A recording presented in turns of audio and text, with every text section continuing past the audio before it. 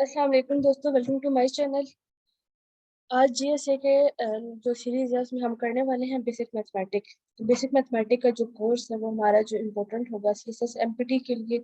आपका जो एमपीटी है उसमें आपकी 60 एमसीक्यूज जो है वो रिलेटेड होते हैं मैथ से। तो आपकी सीएसएस जो एमपीटी है उसमें 60 मार्क्स जो है मैथमेटिक्स के जब उसमें से आएंगे तो आपको जो सिलेबस जो है उसके लिए ऑलमोस्ट जो है वो आपका 30 to 40% इम्पोर्टेंट होगा। ठीक है। पीएमएस जीके में भी सम हाउ जो है वो मैथमेटिक्स के सिंपल क्वेश्चन जो है या जनरल एबिलिटी के क्वेश्चन जो है वो आते हैं, उसके लिए भी आपको इम्पोर्टेंट है। नेक्स्ट है सीएसएस जीएसए। जीएसए में आपके 40 मार्क्स कंप्लीटली होली सोली जो होते हैं वो मैथ्स के होते हैं। ठीक है। तो CSS general science and ability के लिए भी इम्पोर्टेंट है। वन पेपर एमसीक्यू जो होते हैं उसमें भी मैथमेटिक्स का कुछ पोर्शन होता है। और उसके अलावा एनटीएस और गैट के लिए जो है ना ये मैथमेटिक्स के जितना भी लेक्चर्स होंगे ये इम्पोर्टेंट होंगे। तो चलते हैं अपने टॉपिक की तरफ। ठीक है, सबसे पहले हम देखेंगे सिंप्लीफिकेशन। सिंप्लीफिकेशन हम बिल्कुल सिंपल से स्टार्ट करेंगे ताकि वो बच्चे जिन्होंने बिल्कुल भी मैथ्स नहीं पढ़ा हुआ उनको भी समझ आ जाए कि मैथ्स को हमने लेके चलना कैसे है। Simplification by board maths. Board maths आपके पास एक रूल होता है कि अगर आपके पास सिंपल कोई भी चीज, कोई न्यूमेरिक वैल्यूज आपको दे दी जाए और उनमें कुछ है प्लस माइनस और इस तरह के साइन दिए जाए, उनको कहा जाए कि आप सिंप्लीफाई करें, तो आपने उसको किस रूल के तहत सिंप्लीफाई करना है। B stand for bracket, O stand for off, D stand for division, M stand for multiplication, A stand for addition, and at the end S stand for the subtraction. ठीक है। तो आपने करना ही है, यानी कि सबसे पहले आपने ब्रैकेट को सॉल्व करना है अगर ब्रैकेट मौजूद है तो। अगर नहीं है तो देन डिवीजन को, अगर वो भी नहीं है तो देन मल्टीप्लिकेशन को। ठीक है। ऐसा कभी भी नहीं करना कि आप सब्ट्रैक्शन को सबसे पहले सॉल्व करें और फिर एडिशन को करें, इससे आपका जो क्वेश्चन है, जो आंसर है, वो गलत आएगा। ठीक है। तो एक हम एग्जांपल देख लेते हैं इसकी। 2 + 2 × 3 × 2 डिवाइडेड बाई 2। तो हमने सबसे पहले क्या किया कि हमने यहाँ पे ब्रैकेट को रिजॉल्व किया। 2 ÷ 2 1 आया है। ठीक है। उसके बाद हम लोगों ने ब्रैकेट को खत्म किया, 3 × 1 किया। ठीक है। फिर हमने मल्टीप्लिकेशन को खत्म किया, फिर उसके बाद एडिशन को, और एट द एंड जाके हम सब्ट्रैक्शन को जब हमने खत्म किया तो हमारे पास जो आंसर है वो 7 आ गया। तो सिंपल क्वेश्चंस आपको मैंने यहाँ पे दे दी हैं इसी इसके टॉपिक के एंड पे, ताकि आप इसको सॉल्व कर सके। ठीक है। और इनके आंसर्स भी मैंने साथ लिखे हैं। अगर आपके आंसर ठीक आ जाते हैं तो इट मींस कि आपने जो है वो बोर्ड मैथ्स को अच्छे से अंडरस्टैंड कर दिया, और अगर नहीं आते तो फिर इसका मतलब है कि आपको जो है वो दोबारा से अकॉर्डिंग टू रूल क्वेश्चन को सॉल्व करने की जरूरत है। ठीक हो गया। नेक्स्ट हमारा मैथमेटिक्स सीरीज में जो टॉपिक होगा, अच्छा ब्रैकेट्स में कुछ चीजें ऐसी होती है कि अभी जो क्वेश्चन नंबर सैंपल नंबर 2 मैंने आपको दिया है, इसमें 3 टाइप्स के ब्रैकेट्स मैंने आपको दे दिए हैं। ठीक है। तो सबसे पहले आपने स्मॉलर ब्रैकेट सॉल्व करनी है, फिर आपने मिडल, और फिर जो है ना ये स्क्वायर ब्रैकेट ब्रैकेट जो है ना आपने इसको सॉल्व करना है। ठीक हो गया। यानी कि आपने पहले इस पोर्शन को सॉल्व करना है, देन आपने मिडिल ब्रैकेट को सॉल्व करना है, एट द एंड आपने लास्ट जो ये स्क्वायर ब्रैकेट है उसको सॉल्व करना है। ठीक हो गया। नेक्स्ट टॉपिक है हमारे पास एवरेज या मीन। ठीक है। तो एवरेज या मीन के जो क्वेश्चंस हैं वो बहुत कॉमनली आपके पास एग्जाम्स में आते हैं। एवरेज को डिफाइन कैसे किया जाता है? Sum of identities divided by the total number of identities, यानी कि sum divided by total number, जितना भी आपको सैंपल गिवन होगा that will be known as a average, और it will be known as a mean. ठीक है। तो क्वेश्चन जो है उनकी डिफरेंट टाइप्स होती है। जरूरी नहीं है कि आपके पास जो है वो आपको कुछ नंबर दे दिए और आपको कहा जाए कि सम है और ये इतने नंबर है तो आपने एवरेज फाइंड करना है। एग्जामिनर कभी भी आपको डायरेक्ट क्वेश्चन नहीं देता। ठीक है।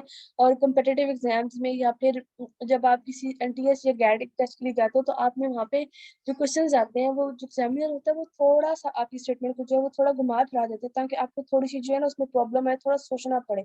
जब तक आप प्रैक्टिस नहीं करेंगे आपको ये चीजें समझ नहीं आएगी। तो एवरेज से रिलेटेड हमने 4 to 5 क्वेश्चन में ऐड कर दिए ताकि आपको अंदाजा हो जाए कि एवरेज वाले टॉपिक से किस किस तरह से क्वेश्चन आ सकते हैं। ठीक है।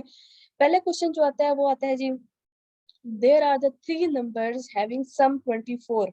आपके पास नंबर 3 गिवन है जिनका सम जो है वो 24 गिवन है, फाइंड एवरेज। ये तो पता ही चल रहा है कि आपका सिंपल है, क्योंकि आपके पास ये एवरेज आपने फाइंड करना है, सम आपको गिवन है, नंबर्स भी आपके 3 हैं, तो आपकी 2 चीजें गिवन है, थर्ड आपने फाइंड करनी है। ठीक है। हो सकता है वो आपको ये कह देता है कि इसकी एवरेज गिवन है और सम गिवन है, आपने टोटल नंबर फाइंड करना है। तो ये भी, यानी कि इस फार्मूला में से एनी टू थिंग्स जो है वो आपको प्रोवाइड करेगा और एक चीज आपसे खुद जो है वो सॉल्व करनी होगी। तो ये सिंपल आपका वे, सबसे सिंपलेस्ट जो क्वेश्चन होता है एवरेज के क्वेश्चन से वो यही होता है। तो सम डिवाइडेड बाय टोटल नंबर हमने किया, सिंपल हमारे पास एवरेज आ गई। ठीक हो गया। नेक्स्ट क्वेश्चन हमारे पास है, there are the 3 consecutive numbers. अब आपको नंबर्स ही गिवन नहीं है, बट ये बताया गया कि नंबर जो टोटल नंबर्स हैं वो कितने हैं, 3 है। ठीक है। उनका सम जो है वो 18 है।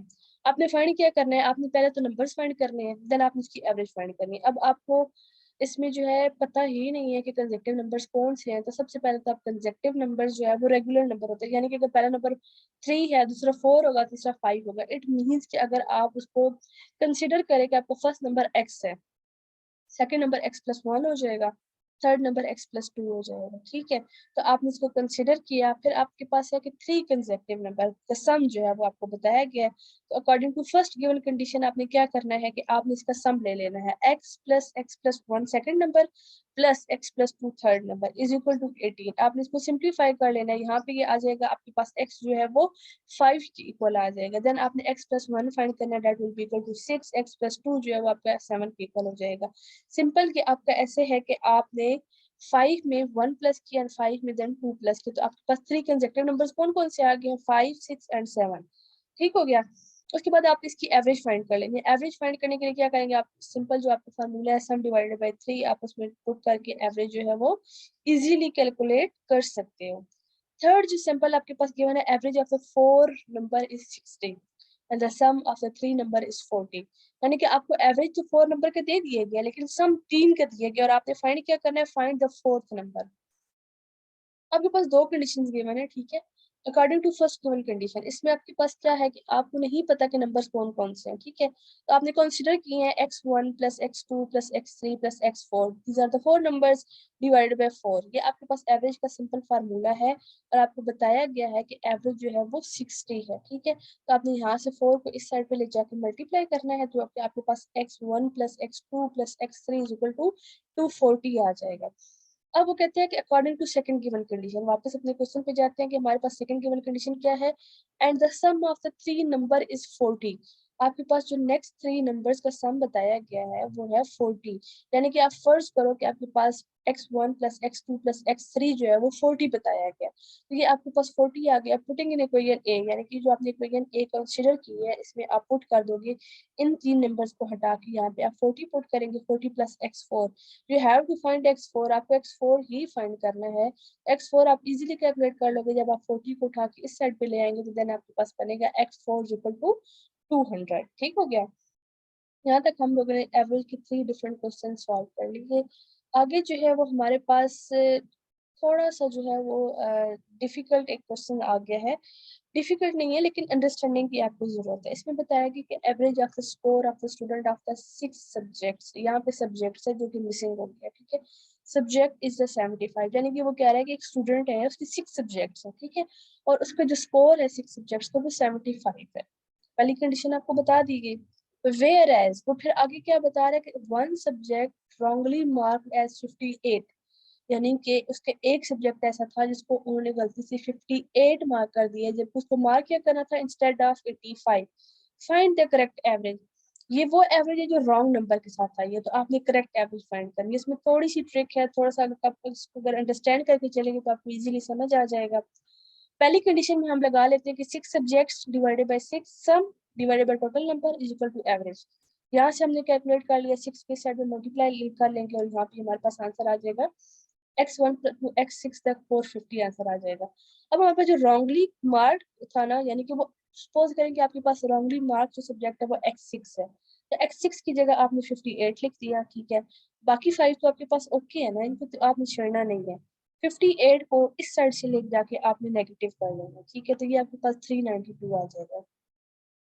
अब आपके पास सम ऑफ 5 सब्जेक्ट्स आ गए, ठीक है, तो आपने 6 सब्जेक्ट का जो है वो 6 जो उसका जो करेक्ट वैल्यू है वो ऐड करनी है इसमें। तो आप क्या करेंगे कि आपके पास जो ये इक्वेशन है इसके इस साइड पे प्लस x6 लिखेंगे और एक साइड पे प्लस 85 कर देंगे, ठीक है। यानी कि आपके पास अगेन जो सम आ जाएगा ना 6 सब्जेक्ट्स का वो आपके पास 477 आ जाएगा।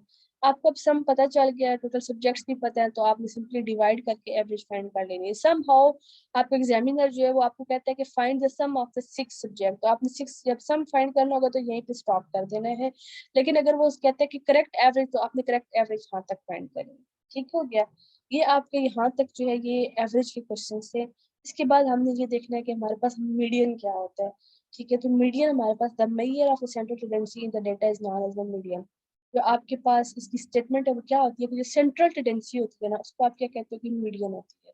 आप मीडियन को फाइंड कैसे करते हैं, उसके कुछ रूल्स हैं, रूल्स क्या है कि arrange data in descending order, यानी कि सबसे पहले आपने क्या करना है कि इंक्रीजिंग ऑर्डर के साथ ना उसको अरेंज कर लेना है। अगर वो ऑर्डर जो है वो उसका मिसप्लेस्ड है या वो किसी ऑर्डर में नहीं है तो आपने फिर डिसेंडिंग ऑर्डर में अरेंज करना है।